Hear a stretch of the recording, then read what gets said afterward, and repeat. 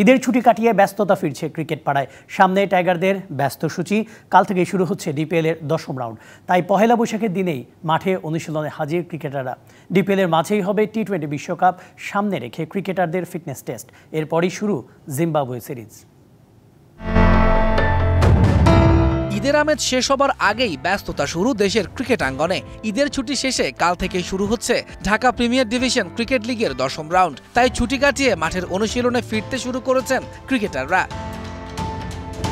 DPL এ league তালিকার শীর্ষে থাকা আবাহনীর প্রতিপক্ষ প্রাইম ব্যাংক, আর এই ম্যাচ দিয়েই মাঠের ক্রিকেটে ফিরছেন মুশফিকুর রহিম। শ্রীলঙ্কার বিপক্ষে ওয়ানডে সিরিজের শেষ ম্যাচে আঙ্গুলে চোট পাওয়ার পর 2 ম্যাচের টেস্ট সিরিজ থেকে ছিটকে পড়েন মুশফিক। সবকিছু ঠিক থাকলে প্রাইম ব্যাংকের জার্সিতে মিরপুর হোম অফ ক্রিকেটেই দেখা যাবে তাকে।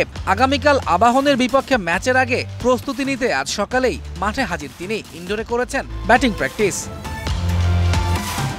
জাতীয় দলের অন্য ক্রিকেটারদেরও দেখা যাবে ডিপিএল এ। তাদের সামনে রয়েছে ব্যস্ত সূচি। সব ঠিক থাকলে টি-20 বিশ্বকাপের জন্য খেলোয়াড়দের ফিটনেস টেস্ট দিতে হবে 18 এপ্রিল। এরপরেই রয়েছে জিম্বাবুয়ে সিরিজ।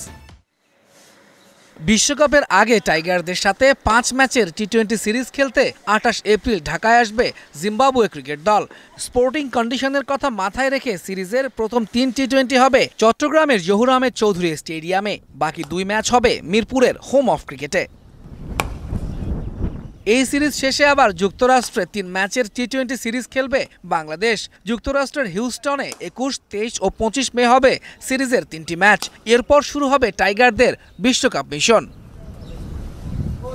তৌহিদুল ইসলাম, ডিবিসি নিউজ ডেস্ক।